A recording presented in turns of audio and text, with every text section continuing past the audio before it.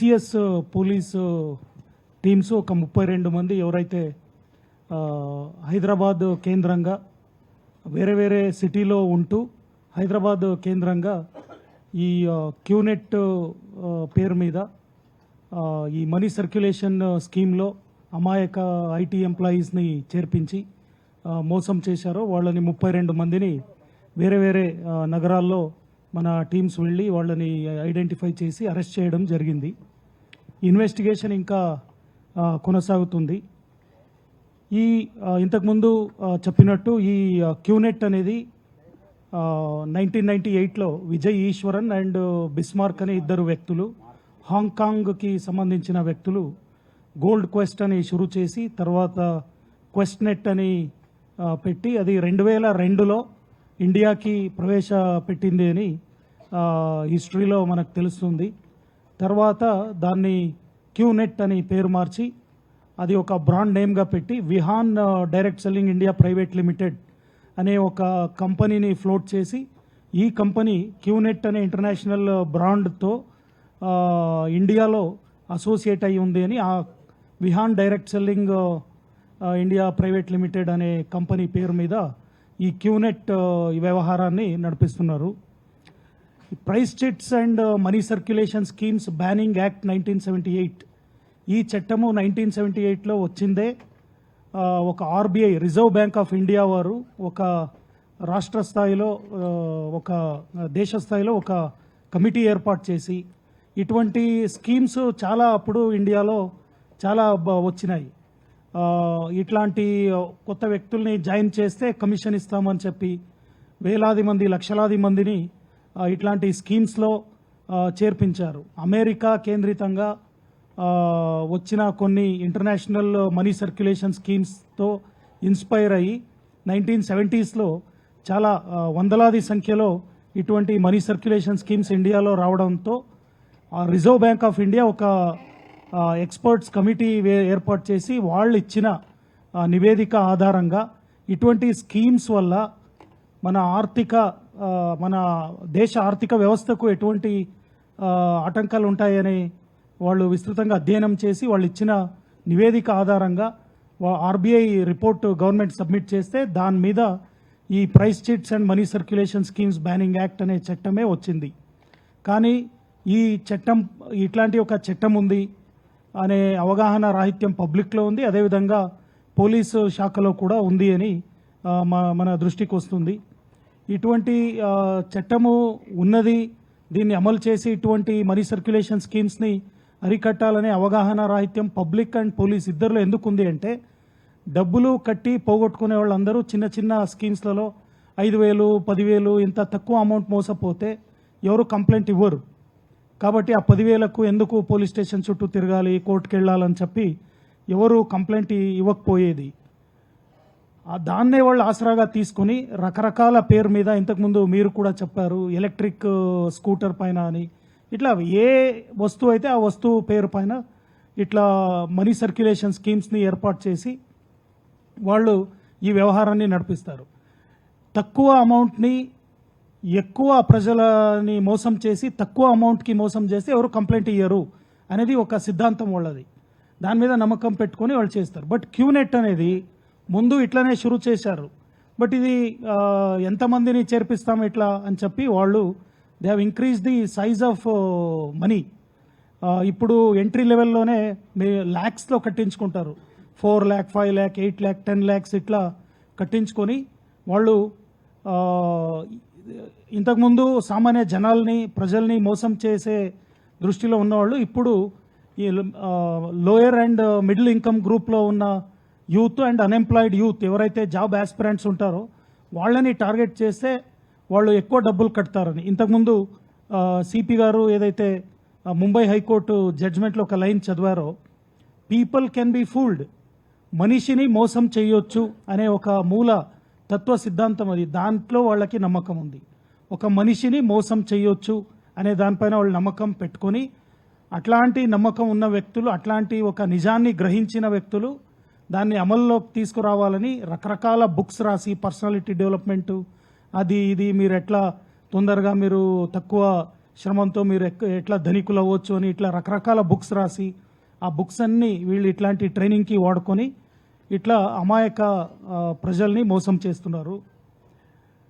ఈ direct selling guide lines అని వీళ్ళు ఏదైతే ఈ money circulation schemes banning act 1978 ఏదైతే ఉందో ఈ చట్టాన్ని ఏదో ఒక విధంగా దెబ్బతీయాలి అనే ఉద్దేశంతో ఈ వీళ్ళందరూ లాబీగా ఏర్పాటయ్యి ఒక అసోసియేషన్ పెట్టుకొని ఇండియన్ డైరెక్ట్ సెల్లర్స్ అసోసియేషన్ అని పెట్టుకొని వాళ్లలో చాలామంది వాళ్లకు అన్ని ఇట్లా మనీ సర్క్యులేషన్ స్కీమ్స్ ద్వారా వచ్చే ఈజీ మనీని వేలాది కోట్లలో సంపాదిస్తారు కాబట్టి వాళ్ళు పెద్ద స్థాయిలో లాబీ చేసి ఈ India direct selling guide lines అనేది దేశ స్థాయిలో తర్వాత అదేవిధంగా చాలా రాష్ట్ర ప్రభుత్వాల ద్వారా ఈ డైరెక్ట్ సెల్లింగ్ గైడ్ లైన్స్ని వాళ్ళు జారీ చేపించి డైరెక్ట్ సెల్లింగ్ అనే ఒక ముసుగుతో వాళ్ళు మనీ సర్క్యులేషన్ స్కీమ్స్ని నడిపిస్తున్నారు.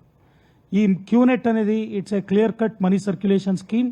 వాళ్ళు ఇంతకుముందు సిపి గారు చూపించిన ఏదైతే అఫిడవిట్ బలవంతంగా ఈ ఆల్రెడీ డబ్బులు కట్టి మోసపోయిన వాళ్ళకి అరే మేము క్యూనెట్లో చేరుకున్నాము అని తెలిసిన తర్వాత వాళ్ళు ఎవరైతే చేర్పించిన వ్యక్తిని నిలదీస్తారో అప్పుడు నువ్వు ఇట్లా అఫిడవిట్ ఇస్తే నీ రీఫండ్ తర్వాత చూస్తామని చెప్పి అఫిడవిట్ని రాపించుకొని పెట్టుకుంటున్నారు.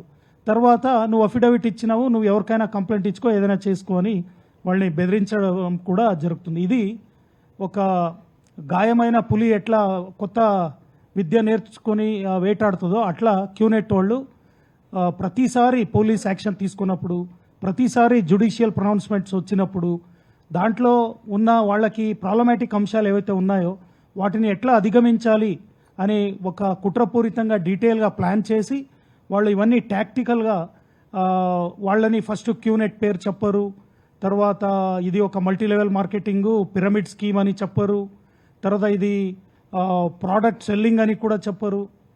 ఊరికే ఇది ఒక బిజినెస్ ఆపర్చునిటీ, మీరు దీంట్లో ఇంత ఇన్వెస్ట్మెంట్ చేస్తే మేము ఏదో పెద్ద ఇంటర్నేషనల్ లెవెల్ మనకు ఇన్వెస్ట్మెంట్ స్కీమ్స్ ఉన్నాయి, అక్కడ మన వాళ్ళు కంపెనీ వాళ్ళు ఇన్వెస్ట్ చేసి ఇది ఈ కామర్స్ ఏదేదో చేసి మీకు నెలకింత అని రిటర్న్స్ ఇస్తాము అని అట్రాక్టివ్ ఆఫర్స్ చూపిస్తారు. ఇట్లాంటి అట్రాక్టివ్ ఆఫర్స్ చూసే ఎవరైనా వ్యక్తి దీంట్లో చేరుకుంటారు. కానీ దీంట్లో ఆల్రెడీ కాగ్నిజెంట్ ఇట్లాంటి పెద్ద కంపెనీల్లో పనిచేస్తున్న టెక్నోక్రాట్స్ ఎవరు కూడా ఇట్లాంటి వెల్నెస్ ప్రోడక్ట్స్, సోపు, హనీ ఇట్లాంటివి అమ్మే సేల్స్ మ్యాన్గా ఎవరు చేరుకోరు కదా. ఇది అందరికీ తెలిసిన వాస్తవమే. కానీ వీళ్ళు ఈ ఎంప్లాయీస్ని ఒకసారి వాళ్ళు ఇట్లాంటి అఫిడవిట్ ఇచ్చి అన్నీ చేరుకున్నాక ప్రోడక్ట్స్ వాళ్ళ అనుమతి లేకుండానే వాళ్ళ ప్రోడక్ట్స్ డెలివరీ చేస్తారు. ఈ ప్రోడక్ట్స్ ఎందుకంటే అరే ఇది వెల్కమ్ గెస్చర్, ఇది యూ కీప్ దెమ్ అని చెప్తారు అంతే. సో ఇదంతా ఒక చట్టం ఏదైతే ఉందో దాన్ని బైపాస్ చేయడానికి వీళ్ళు రచించిన ఒక కుట్ర ఇది. ఇప్పుడు పోలీస్ ఇన్వెస్టిగేషన్లో, పోలీసు దర్యాప్తులో ఇటువంటి చాలా విషయాలు బయటకు వస్తున్నాయి. ఇవన్నీ చాలా ప్రాపర్గా లోతుగా డాక్యుమెంటేషన్ చేసి సుప్రీంకోర్టులో కూడా చాలా కేసెస్ ఇంకా పెండింగ్లో ఉన్నాయి. ఒకటి మన క్యూనెట్ బాధితుల సంఘం అసోసియేషన్ వాళ్ళు కూడా సుప్రీంకోర్టులో ఈ డైరెక్ట్ సెల్లింగ్ గైడ్ లైన్స్ని కూడా ప్రశ్నిస్తూ ఒక పిటిషన్ వేశారు, అది ఇంకా విచారణలో ఉంది. అదేవిధంగా ముంబైలో ఈ క్యూనెట్ బాధితుల అసోసియేషన్ వాళ్ళు రెగ్యులర్గా వాళ్ళు ప్రొటెస్ట్ చేస్తూ ఉంటారు, పబ్లిక్కి అవేర్నెస్ క్రియేట్ చేస్తూ ఉంటారు.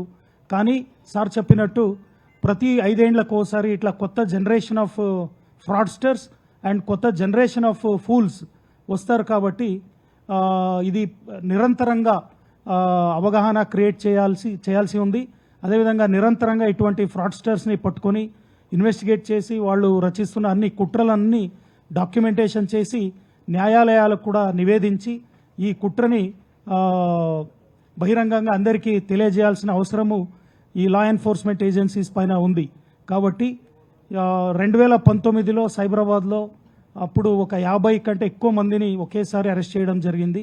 వాళ్ళందరూ ఐటీ సెక్టార్లో వేలాది మంది ఐటీ ప్రొఫెషనల్స్ని ఇట్లా మోసం చేస్తున్నప్పుడు. అదేవిధంగా వేరే వేరే జిల్లాల్లో కూడా police they are taking action. ఇప్పుడు క్యూనెట్ ఇండియా మాత్రమే కాకుండా ఆఫ్రికన్ కంట్రీస్లో కూడా ఇది విస్తరించింది. మీరు ఒక కర్సరీ సెర్చ్ చేసిన చాలు సోషల్ మీడియాలో ఇన్స్టాగ్రామ్ కానీ ఫేస్బుక్ కానీ క్యూనెట్ అని కొట్టే దాంట్లో వందలాది వేలాది మంది పబ్లిక్ వాళ్ళ బాధని వాళ్ళు తెలియజేస్తున్నారు. ఇది ఒక స్కామ్, ఇది నేను మోసపోయాను, ఇంత డబ్బులు కట్టానని. వాళ్ళ సామాజిక సంబంధాలకు కూడా ఇది దెబ్బతీస్తుంది. ఎందుకంటే వీళ్ళు ఎవరైతే ఒకసారి ఒక పర్సన్ని మోసం చేసి లోపలికి చేర్పిస్తారో ఆయనకి ఇంకా డబ్బులు ఎప్పుడు వస్తుంది, నాకు ఏంటిది అని అడగడం మొదలు పెడితే అప్పుడు నువ్వు ఇంకా వేరే వాళ్ళని చేర్పించాలని చెప్తారు. వేరే వాళ్ళు ఎట్లా చేరుకుంటారు? నాకే ఇట్లా మోసం చేసి చేర్పించారు, వేరే వాళ్ళని ఎట్లా చేర్పించాలి? ఈ కాలంలో 100 క్వశ్చన్స్ అడుగుతారు కదా అంటే, మీరు అట్లా 100 క్వశ్చన్స్ అడిగే వాళ్ళ దగ్గరికి ఎందుకు పోతారు? నిన్ను ఎవరు నమ్ముతారో గుడ్డిగా వాళ్ళని నువ్వు చేర్పించు అని. ఫస్ట్ మీ తల్లిదండ్రులు, మీ అక్క చెల్లెలు, మీ ఫ్రెండ్స్, మీ క్లాస్మేట్స్, ఇటువంటి వాళ్ళందరినీ నువ్వు టార్గెట్ చేసి వాళ్ళని చేర్పించు అని. వాళ్ళందరినీ చేర్పించిన తర్వాత వాళ్ళు ఈయన వెంట తిరుగుతారు, అరే ఏమైంది అని. అప్పుడు ఈయన వాళ్ళతో ఉన్న సంబంధాలన్నీ కట్ చేసుకొని ఈయన తప్పించుకొని తిరగాల్సిన పరిస్థితి ఏర్పాటవుతుంది. అదేవిధంగా చాలా సీరియస్ క్రైమ్స్ కూడా ఈ క్యూనెట్ మోసం వల్ల జరుగుతున్నాయి. సిద్దిపేటలో అక్టోబర్ నెలలో ఒక అన్ఎంప్లాయిడ్ యూత్ ఆల్రెడీ ఆయన ఆన్లైన్ బెట్టింగ్లో కొన్ని డబ్బులు పోగొట్టుకొని చాలా బాధలో ఉన్నాడు. ఆయన ఊర్లో ఆయనతో పాటు చదివిన వాళ్ళు, నేబరింగ్ విలేజ్ వాళ్ళు ఇద్దరు, వాళ్ళు కూడా ఐటీ ఎంప్లాయీస్. వాళ్ళు ఆల్రెడీ నువ్వు మోసపోయినావు కదా, ఆన్లైన్ బెట్టింగ్లో డబ్బులు పోగొట్టుకున్నావు కదా, మంచి బిజినెస్ ఆపర్చునిటీ అని క్యూనెట్లో చేర్పించి మళ్ళీ ఇంకొక 5 లక్షలు పోయినాయి. ఆ బాధ తట్టుకోలేక ఆయన సూసైడ్ నోట్ రాసి ఉరి వేసుకొని చనిపోయాడు ఆయన. అదేవిధంగా 2019-20లో మాదాపూర్లో ఒక ఐటీ ఎంప్లాయీ ఆయన ఉన్న హాస్టల్లోనే ఉరి వేసుకొని సూసైడ్ చేసుకున్నాడు. అనంతపూర్ జిల్లాలో విలేజర్స్ని, ఆ ఊర్లో ఉన్న ఒక టెక్నికల్ సాఫ్ట్వేర్ ప్రొఫెషనల్ బెంగళూరులో పనిచేసే అతను, ఆయన క్లాస్మేట్స్ అయిన ఊర్లో పని చేసుకుంటూ ఉన్న సామాన్య జనాల్ని వాళ్ళు నమ్మించి వాళ్ళ 4-5గురిని దీంట్లో చేర్పిస్తే వాళ్ళు ఆయన్ని అడగడం మొదలు పెడితే ఆయన అన్ని సంబంధాలు కట్ చేసుకొని బెంగళూరులో తప్పించుకొని తిరుగుతుంటే ఆయన్ని వీళ్ళు ఎట్లాగో లొకేట్ చేసి పట్టుకుని వచ్చి ఊర్లో చెట్టుకి కట్టేశారు 3 రోజులు, డబ్బులు వాపస్ ఇయ్యి అని. సో ఇట్లా అమాయక యువతను మోసం చేయడమే కాకుండా వాళ్ళని ఇట్లా ఆత్మహత్యకు కూడా వీళ్ళు ప్రచోదన చేస్తున్నారు. అదేవిధంగా వాళ్ళు ఇంకా సీరియస్ క్రైమ్ చేసే విధంగా వాళ్ళని వల్నరబుల్ చేస్తున్నారు. కాబట్టి ఈ క్యూనెట్ అనేది ఏదైతే ఉందో దీన్ని సోషల్ మీడియాలో కూడా వీళ్ళు క్యూనెట్ ప్రమోట్ చేసేవాళ్ళు ఆల్రెడీ బాగా డబ్బులు సంపాదించి చాలా సంపాదించిన క్యూనెట్ ప్రమోటర్స్ అందరూ కూడా సోషల్ మీడియాలో ఒక యుద్ధమే చేస్తున్నారు. పోలీసు యాక్షన్స్ పైన వాళ్ళందరూ విచిత్రంగా కామెంట్లు రాసి పబ్లిక్ని మభ్యపెట్టి ఇది మంచిదే ఇది అని మిస్ఇన్ఫర్మేషన్ని వాళ్ళు షేర్ చేస్తూ పబ్లిక్ని నిరంతరంగా మోసం చేస్తున్నారు. పబ్లిక్ ఎవరు కూడా ఇటువంటి పిరమిడ్ స్కీమ్ ఆర్ పాన్జీ స్కీమ్ అంటారు, దీన్ని పాన్జీ స్కీమ్ అంటారు. అదేవిధంగా ఇది మల్టీ లెవెల్ మార్కెటింగ్ అంటారు. Multi level marketing per se is not illegal, but వాళ్ళు పిరమిడ్ స్ట్రక్చర్లో మనీ సర్క్యులేషన్ తత్వాలపైన ఏదైతే చేస్తారో అటువంటి multi level marketing is illegal. కాబట్టి ఊరికే జస్ట్ ఏదో ఈ కామర్స్ అని మల్టీ లెవెల్ మార్కెటింగ్ అని చెప్తే ఎవరు నమ్మొద్దు. అది ఏ కంపెనీ ఏంటి డీటెయిల్ తెలుసుకొని, అది క్యూనెట్ అని, విహాన్ డైరెక్ట్ సెల్లింగ్ అని ఎక్కడైనా పేరు వస్తే ఖచ్చితంగా దాన్ని ఎవరు నమ్మొద్దు. దానిపైన అటువంటి ప్రమోటర్స్ పైన పోలీస్ స్టేషన్కి వచ్చి కంప్లైంట్ ఇవ్వాలని అందరినీ కోరుకుంటాం. Thank you.